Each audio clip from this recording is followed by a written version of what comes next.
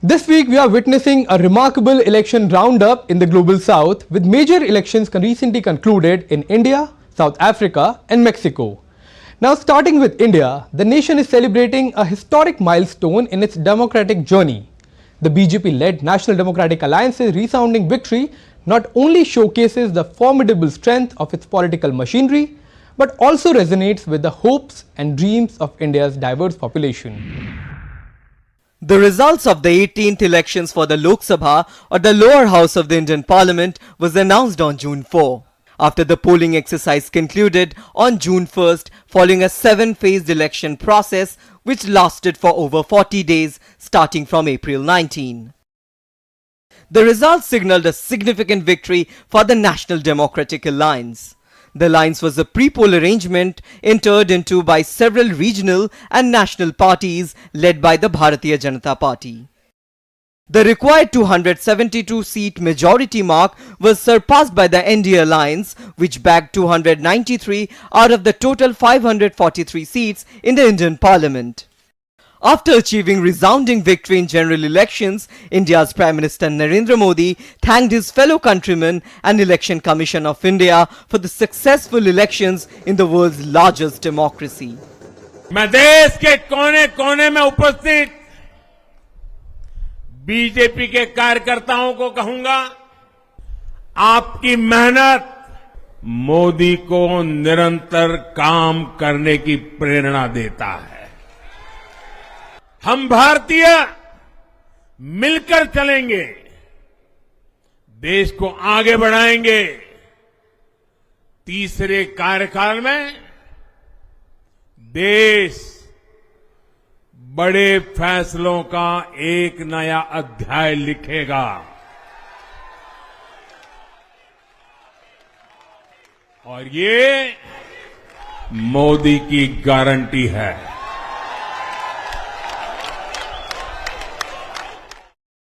Leaders from Asia, Europe, Africa, West Asia and the Caribbean congratulated Prime Minister Modi on his parliamentary election victory. Messages of congratulations also came from leaders of Nordic nations like Denmark and Norway. The 18th Indian general elections have been historic in numerous ways, along with being the largest election in modern history, with over 968 million eligible voters from a population of 1.4 billion. The Election Commission of India ensured no voter was left behind through various voter awareness campaigns. We have created a world record of 642 million proud Indian voters. This is 1.5 times of the voters of all G7 countries. There are 312 million proud women voters. This is also the highest ever in the world. With the BJP emerging as the single largest party and its coalition NDA garnering the required strength in the Indian Parliament, the party is set to lead yet another government for the third consecutive term. The victorious party's strategy revolves around India's diverse cultural fabric, traditional values, human capital, and the aspiration of its youth and women. Viksit Bharat, or Developed India, is one of the many visions of Prime Minister Narendra Modi and represents a complete blueprint for the country's prosperity. As the India celebrates another milestone in its democratic journey, the resounding victory of the BJP-led National Democratic Alliance underscores not only the strength of its political machinery, but also the aspiration of its vast and diverse population. With a clear mandate and a vision for inclusive growth, the nation stands poised to navigate the challenges and opportunities that lie ahead on its path to prosperity. In a historic turn of events in Latin America, Mexico has elected its first female president, Claudia Sheinbaum, following a decisive victory in the presidential elections. Her win resonates with a broader trend of increasing female representation in politics, especially in the global south, highlighting the growing recognition of women's voices in governance. History has been made in Mexico. On Sunday, the nation held its presidential election and the results are nothing short of groundbreaking. Claudia Sheinbaum has emerged victorious, becoming Mexico's first female president with a landslide win.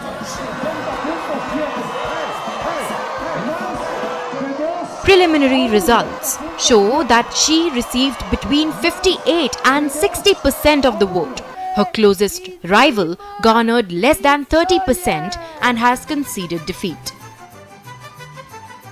For the first time in 200 years, a woman has reached the presidency of the Republic.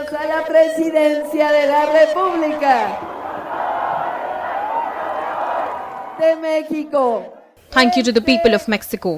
This is your triumph. On this June 2nd, we made history again. Long live the fourth transformation. Long live President López Obrador. A scientist with a PhD in energy engineering, Sheinbaum is recognized globally for her work on climate change. She also has significant experience in governance, serving as Mexico City's Environment Secretary. In 2015, she became the mayor of one of Mexico City's boroughs, and by 2018, she was elected the mayor of the entire city, becoming the first woman to hold that position. Meanwhile, the opposition candidate Xochitl Gálvez conceded defeat to Claudia Sheinbaum, acknowledging the election's challenges. Minutes ago, I called President-elect Dr. Claudia Sheinbaum to acknowledge the election result. I told her I saw Mexico with a lot of pain and violence. I wish that she could solve the severe problems our people have. Despite the bloodiest election in Mexico's modern history, with a candidate being killed in the run-up to the polls, Sheinbaum has vowed to lead the nation towards a brighter future. She promises to reduce violence and improve the lives of women in a country with one of the highest rates of femicide. This is also a victory for all the women who have fought alongside her. We have fought for the right of women and minorities as well. Addressing her supporters, Sheinbaum pledged not to fail the Mexican people. Her victory breaks centuries of male domination over the Mexican presidency, shattering the glass ceiling for generations of women to come. I did not get here on my own. We all got here together. Our female heroes who created the nation, our female ancestors, our mothers, our daughters, and our granddaughters. I congratulate all the Mexicans that by participating demonstrated that Mexico is a democratic country with peaceful elections. Sheinbaum's victory is more than a milestone for Mexico, it is a beacon of hope for the entire global south. Her ascent to the presidency symbolizes the breaking of barriers and the rise of new voices in leadership. As Mexico embarks on this transformative journey, the world watches in anticipation, inspired by the progress and resilience of nations striving for equality and justice. General elections were held in South Africa on 29th May to elect a new National Assembly along with the provincial legislature, which has now given an unprecedented result. For the first time in the 30 years history of a democratic South Africa, the African National Congress, a party which has ruled the African nation for the past 30 years, has lost its majority after the nation recorded the lowest ever voter turnout. Let's take a look at this report to know and understand what happens next in the African nation. The African National Congress, which has been the ruling party of South Africa since the end of apartheid, has lost its parliamentary majority for the first time in 30 years. While the ANC emerged as the largest party, it has received only 40% vote, well short of majority. And for the first time since the end of apartheid in 1994, the once dominant party will need to make a deal with other parties to form a coalition government to cross the 50% majority mark needed to elect the president. The centrist Democratic Alliance has come second, followed by MK Party, the left-wing populist party led by former President Jacob Zuma, which came third. The bigger concern for the political parties, however, is the voter turnout has been on the decline in South Africa, with only 16.2 million votes being cast during the recent polls, resulting in a voter turnout of 58.64%. the lowest ever in South Africa's 30-year democratic history. It's just me exercising my democratic rights as a young person, making my voice heard. You know, we want to see change, we want to see a better country, a better future for all of our young ones that are following us. South Africa follows a parliamentary form of government where they elect the 400 members of the National Assembly, who then elect the president by a simple majority of 201 or more votes. The seats in the 400-member National Assembly are proportionately allocated based on election results. South Africa's current president, 71-year-old Cyril Ramaphosa, has indicated he will not resign following the ANC's poor performance at the polls. The election results indicate a coalition government for the African nation. The ruling African National Congress for the first time is searching for partners to form a government, and talks have begun with potential partners to form a new South African government. Meanwhile, time for ANC to form a stable government is running out, as the newly elected National Assembly must hold its first sitting within 14 days of the election results, where members will be sworn in and the Speaker elected.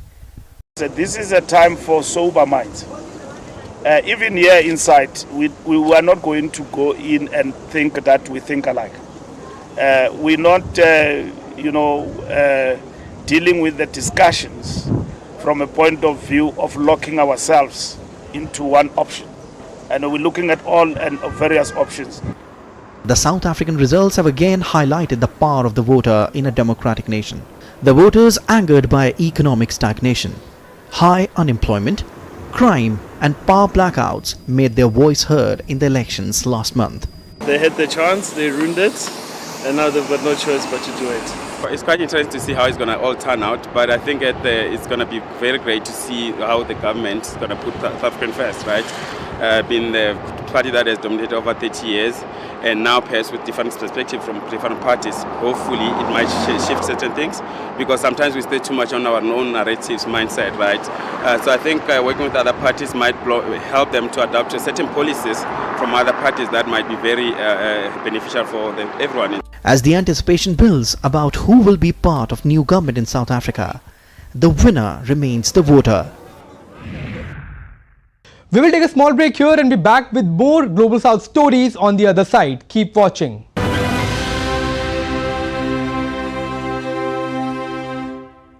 In a world that never stops, where information shapes our reality, one app stands out, helps you stay ahead of time.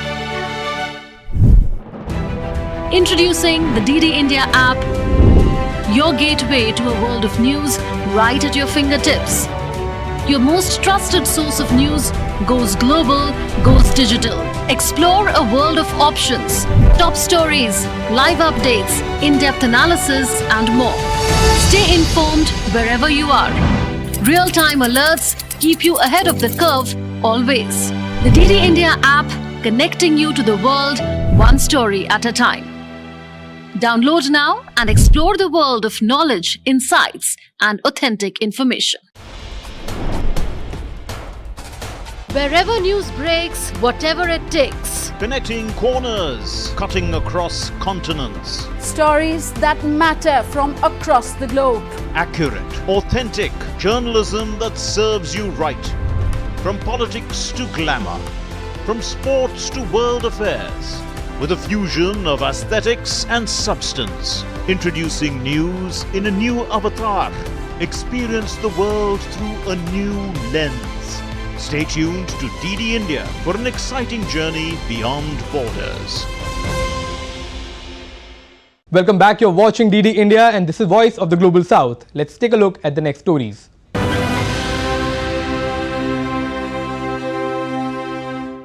5th June marks the celebration of World Environment Day, and this year the theme was land restoration, combating desertification and enhancing drought resilience. All of these are quite important as far as combating climate change is concerned.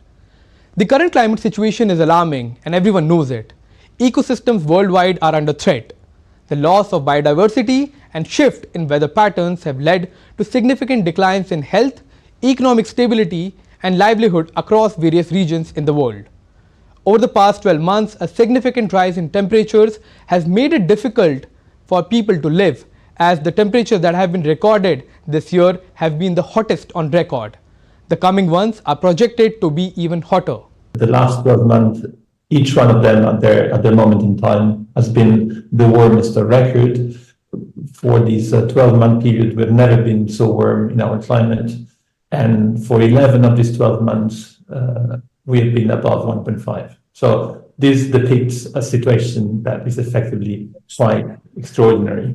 According to the United Nations Convention to Combat Desertification, 40%, and this is a staggering figure, that 40% of Earth's land is degraded, directly affecting half of world's population. Since the year 2000, there has been a 29% increase in both the number and duration of droughts. Without prompt and effective intervention, droughts could impact over 3/4 of world population by 2050. On one hand, some countries are striving to mitigate the consequences of climate change for global population. On the other hand, there are various developed nations not doing enough to prevent this ongoing calamity. An annual international analysis on climate protection performance rates each country. And it is notable that most of the top 10 countries predominantly are from the global south. The question is, why are we in this situation and who is responsible? Per capita carbon emissions remain one of the key indicators of where the responsibility lies. When examining the historical CO2 emissions, wealthiest nations globally, including US, Saudi Arabia, Canada, China, Russia, Japan and the European Union have been at the top. Most of the global south nations on the other side have remained within their fair share boundaries. However, they are the ones that are facing the biggest brunt of the climate change. Now, highlighting the ongoing crisis, the UN chief has emphasized that it's often the poorly developed countries, despite contributing the least to climate change, are bearing the brunt of most of its impacts. Eye-watering debt repayments are drying up funds for climate action. Extortion-level capital costs are putting renewables virtually out of reach for most developing and emerging economies. At the first step, all developed countries must honor their commitment to double adaptation finance to at least $40 billion a year by 2025. While the extensive usage of fossil fuels in the last several decades has driven global economic growth, the cost has been heavy on the environment. While the first movers from the global north exploited the opportunities, the global south was left to face the brunt of the environmental degradation, and it's now calling for shared responsibilities by the entire world. Rising bread prices in Egypt has sparked a widespread concern as millions in the country struggle to make the ends meet. With more than 70 million people relying on subsidized bread as a staple meal, the recent price hike has significantly impacted the most vulnerable segments of society. A fallout of over-dependency on imports even for the basic commodities, not just in Egypt but in the entire global south, is being highlighted by this report and by what's happening in the country. A quadrupling of the price of subsidized bread has made it harder for millions of Egyptians to get by. Gamal Ahmed, a 64-year-old pensioner, struggles to make ends meet while facing a rising wheat import bill. The price of subsidized small loaves of flatbread increased for the first time in over 4 decades. Regarding the increased cost of the bread loaf, which previously sold for 5 piastres, someone who buy the 10 loaves will still buy the 10 loaves after price increase, but instead of buying the 10 loaves for 50 piastres, he will buy it for 2 Egyptian pound. So for him, he paid more. We can't handle any more price increases. There is still gas, electricity and water bill. All prices are rising. More than 70 million people out of 106 million population of Egypt depend on these loaves as a staple meal, and for many, it's the only meal. The significant rise in the bread prices across Egypt has been triggered due to rise in international prices of wheat, devaluation of currencies and the ongoing conflict in the Middle East. The country, which relies on 60% of wheat demand through the imports, has been hit largely in recent years. The decision to increase the price of the bread had been repeatedly put off in the past because of widespread poverty in the country. In 1977, price hikes led to riots, forcing a reversal of bread price rise. In 1988, the price of bread was set at 0.05 piastres or about 7 US cents and remained unchanged until the recent increase. Today, the government continues to make ongoing efforts to manage subsidy costs and eligibility.